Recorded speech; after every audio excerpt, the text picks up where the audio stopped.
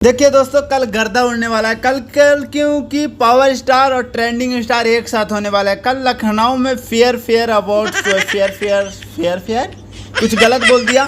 Fair कुछ नाम है, ऐसी कुछ बोलते हैं। फेयर यार क्या बोल रहा हूँ, नाम थोड़ा भूल रहा हूँ, गलत हो रहा है, मेरे से माफ़ कीजिएगा।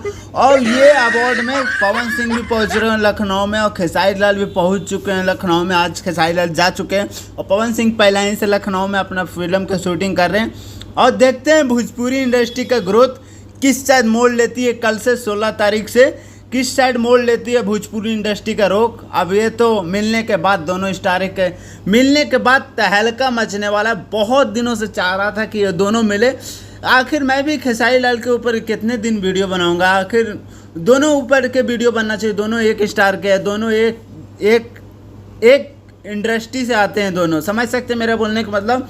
और दोनों एक साथ मिलने वाले हैं तो गर्दा तो उड़ने वाला है। कल power star versus trending star versus power star, ये दोनों के नाम एक साथ आने वाला। अगर एक साथ बॉक्स ऑफिस पे आ गए न तो ऐसा बॉक्स ऑफिस, क्योंकि सबसे ज़्यादा ग्रोथ जो है न वो बिहार और झारखंड में। तो दोनों स्टारों को बिहार और झारखंड में फैन फॉलोइंग बहुत है।